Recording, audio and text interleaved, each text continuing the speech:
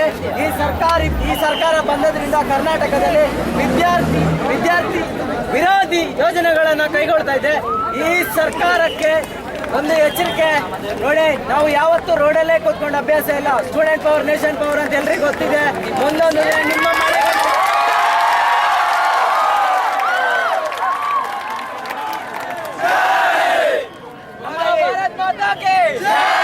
ನಮ್ಮ ಈ ಸಿಇಟಿಯಲ್ಲಿ ಮುಖ್ಯವಾಗಿರುವಂತಹ ಗೊಂದಲ ಏನು ಅಂತ ಹೇಳಿದ್ರೆ, ಸೈನ್ಸ್ ಸ್ಟೂಡೆಂಟ್ ಇರ್ಬೋದು, ಡಿಗ್ರಿ BSc ಸ್ಟೂಡೆಂಟ್ ಇರ್ಬೋದು, ನಮಗೆಲ್ಲ ಸಿಇಟಿ ಅಗತ್ಯ.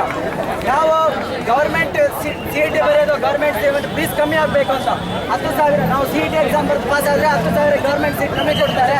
ಬಟ್ ಈ ಗೌರ್ಮೆಂಟ್ ಆಲ್ ಕಾಲೇಜ್ ಮ್ಯಾನೇಜ್ಮೆಂಟ್ಗಳಿಗೆ ಏನು ಹೇಳಿದೆ ಅಂತ ಹೇಳಿದ್ರೆ, ನೀವು ಇಂಡೈರೆಕ್ಟ್ ಆಗಿ 10,000ಗೆ ಸಿಇಟಿ ಸೀಟ್ ಕೊಡಬೇಡಿ, 1 ಲಕ್ಷ ಕಲೆಕ್ಟ್ ಮಾಡಿ ಅಂತ ಹೇಳಿದೆ. ಈ ಸರ್ಕಾರಕ್ಕೆ ಏನ್ ಮಾಡ್ಬೇಕು ನೀವು ಹೇಳಿ? ಪ್ರತಿಭಟನೆ ವಿಧಾನಸೌಧದ ಎದುರುವರೆಗೂ ನಾವು ಮಾಡ್ತಾ ಹೋಗ್ಬೇಕು.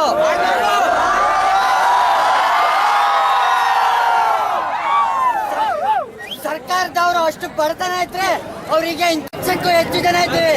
ನಾವೆಲ್ಲ ಸೇರಿಸಿ 1 ರೂಪಾಯಿ ಸರ್ಕಾರಕ್ಕೆ ಭಿಕ್ಷೆ ಹಾಕೋಣ.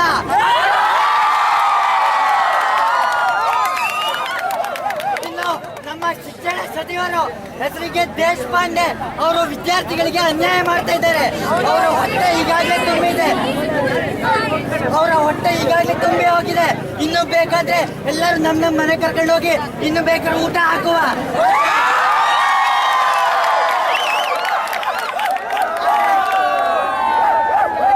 ಯಾವುದೇ ಕಾರಣಕ್ಕೂ ಬಡ ಪ್ರತಿಭಾನ್ವಿತ ವಿದ್ಯಾರ್ಥಿಗಳ ಹೊಟ್ಟೆ ಮೇಲೆ ತಣ್ಣೀರು ಬಟ್ಟೆ ಹಾಕಬೇಡಿ, ಅವರ ಹೊಟ್ಟೆ ಮೇಲೆ ಕಲ್ಲು ಹಾಕಬೇಡಿ.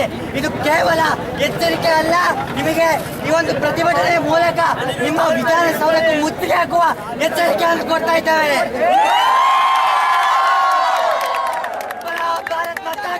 Karnataka, other state members are coming here and writing CET exams, committee exams, and they are useful, not our people.